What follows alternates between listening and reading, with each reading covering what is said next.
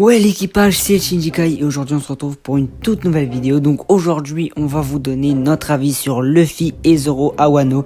Si vous voulez plus d'épisodes comme ça, qu'on continue avec nos avis sur tous les Mugiwara, n'hésitez pas à bombarder les likes et à nous le dire en commentaire. On répond à tous les commentaires, on vous le rappelle. Sur ce, trêve de blabla, bon visionnage.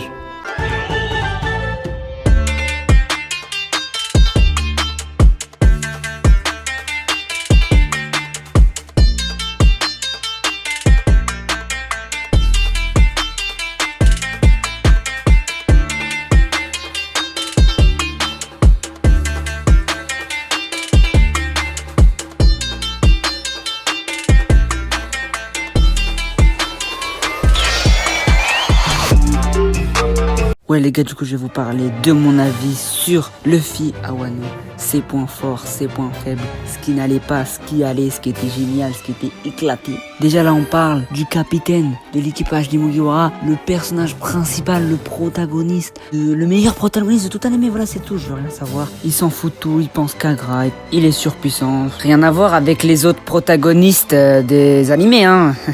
Non, ils sont pas tous pareils, non. Bon, on n'est pas venu pour parler de ça.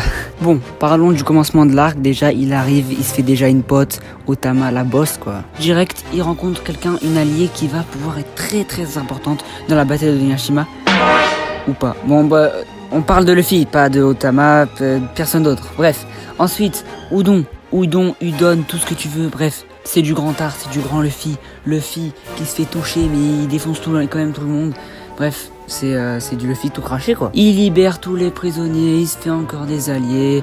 Et sans Luffy, vraiment, la bataille de Onigashima, elle a pas lieu, hein, frérot.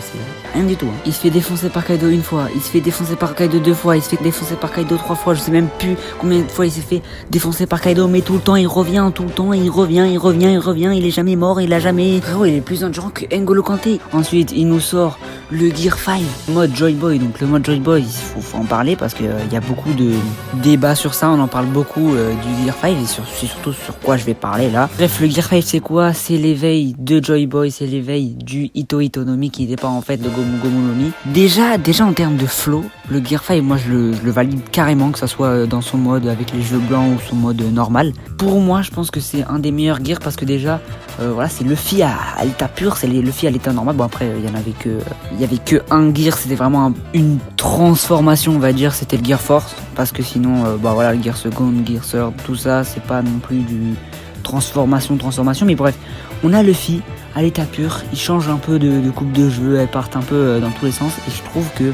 pour moi c'est vraiment le gear qui a le plus de flow après le Gear Second, parce que le Gear Second quand même il a bien de flow avec toute la fumée qui sort de lui. Bref, en tout cas je trouve que c'est, en termes de design, il a été vraiment réussi le Gear 5.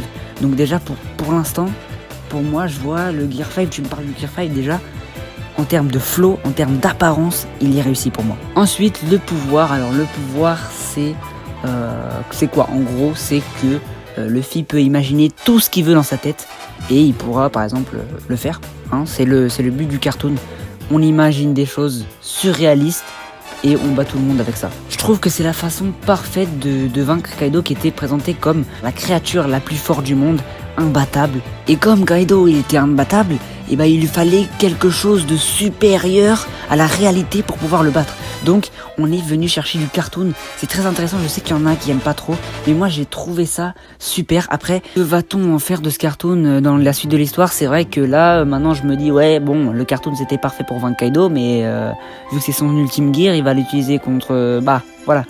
Pour moi c'était vraiment le gear approprié à Kaido et pas le gear final, bon même si c'était l'éveil, bref.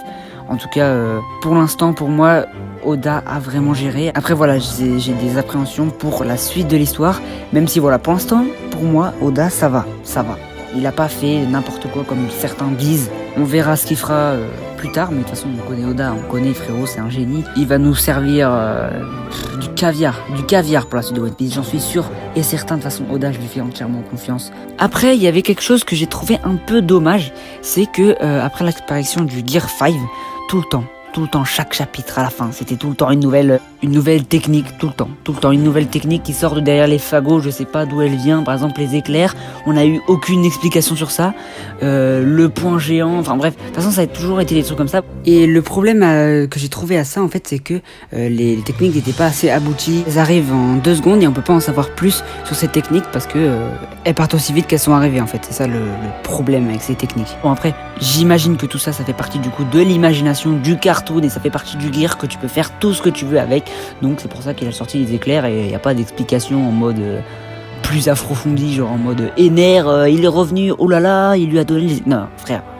c'est bon. Bref, pour moi, après réflexion, j'ai trouvé que franchement, Onigashima, ça a été beaucoup de positif. Après voilà, il n'y a eu pas que du positif bien évidemment, mais concernant Luffy, moi j'ai trouvé que c'était pas mal. Le fait aussi que dans le Gear 5, Luffy tout le temps il est mort de rire, il bat Kaido, mort de rire, tout ça, c'est du Luffy. C'est du Luffy dans la vraie vie quoi, il est pas sérieux.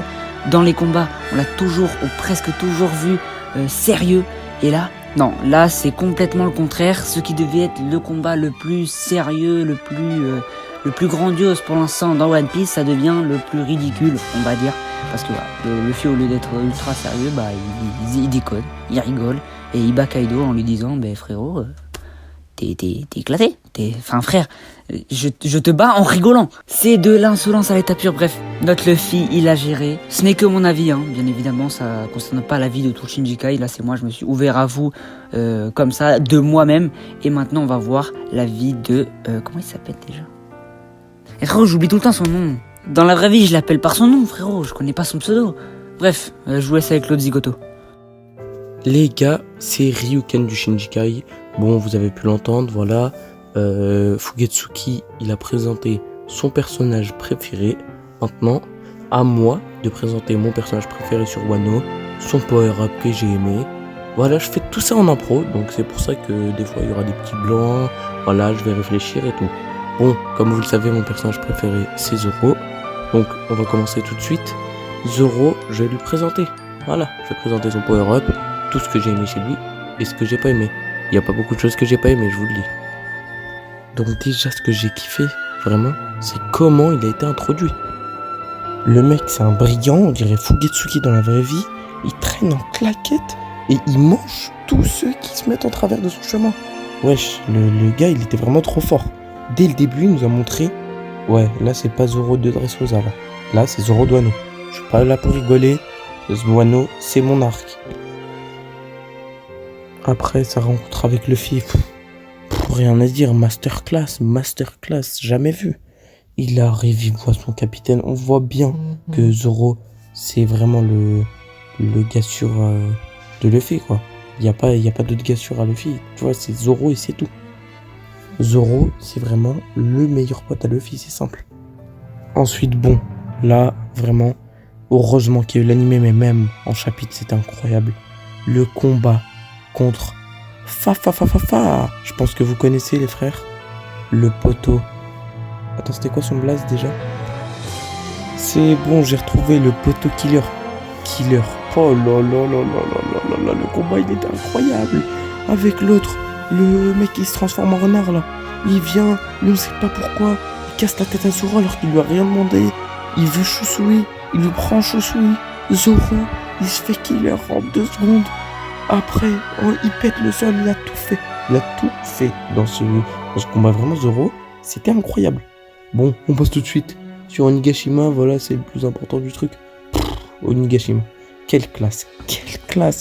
Le mec, il arrive. Première chose, il arrive. Tranquillement, il se fait à Pou, dans la plus grande tranquillité. Il se fait à Pou avec... oui, il a eu de l'aide. Voilà, il s'est pas fait à Pou. Mais voilà, il y a eu du répondant, quoi, c'est ça que je veux dire. Il arrive, tranquille, il commence tranquillement.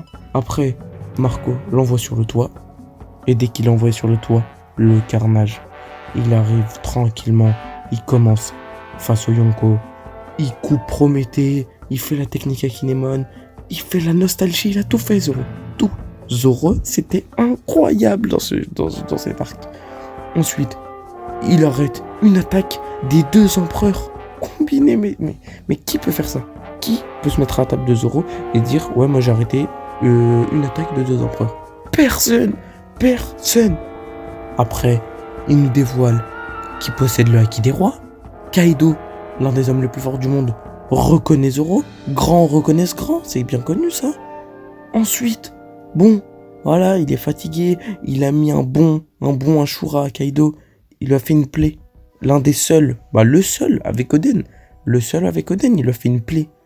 Après, il descend, il est KO. Le mec, c'est pas un titan quand même. Il vient, voilà, il est fatigué. Il se met en mode cactus. Tac. Il se fait protéger. Il fait quoi? Masterclass. Il prend le remède Minx. Alors qu'il sait très bien que après ça va être 2 fois pire. Hein. Il arrive. On dirait il nous refait une Kuma. Il prend des blessures x2. Rien à faire. Face à Kuma, c'était les blessures à Luffy. Là, rien à faire. Il prend les blessures x2. Il va où? Contre King, second. King, prima 1,5 milliard, je crois, c'était ça. Il arrive, commence son combat. Combat incroyable, tac, tac, tac. Il dit, s'il le faut, je t'arracherai avec les dents. Ça veut dire qu'il montre qu'il s'en fout, là, il veut juste gagner. Il s'en fout d'être un sabreur. Là, il veut juste gagner. Ensuite, il arrive, technique incroyable. Il revêtit le haki des rois sur ses lames.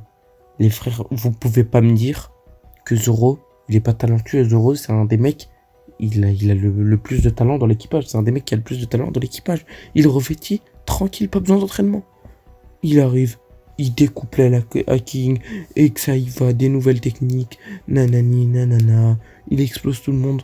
Ensuite, après avoir défoncé King, il dit quoi? Non, en défonçant King, il dit « Je deviendrai le roi des enfers ». Mais qui a été aussi stylé dans l'arc Wano Kuni?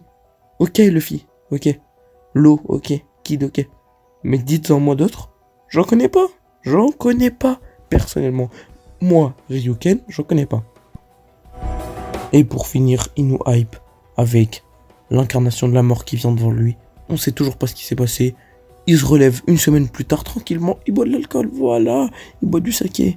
Bon, je pense que j'ai tous réussi à vous mettre dans ma poche. Vous avez tous bien compris pourquoi Zoro c'était incroyable sur cet arc. Pourquoi si on pouvait répéter bien. J'ai même pas trouvé de truc nul. J'ai rien trouvé de truc nul. Le frérot, il a rien fait de nul. Tu vois, des fois, il y a des moments trop... Ouais, voilà, il fait un peu rien dans l'arc, voilà. Des fois, il est même pas là à Wall Kick, mais là, il a rien fait, il a tout fait bien. Tout fait bien, c'est tout. Et voilà, c'est déjà la fin de cette vidéo. Vous avez bien entendu mes arguments, les arguments de Fugetsuki. J'ai rien à dire.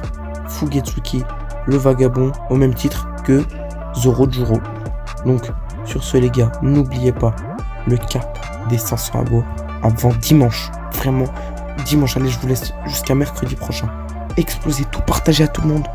On va faire péter le Shinjikai. Sur ce, on se dit à la prochaine. Salut l'équipage.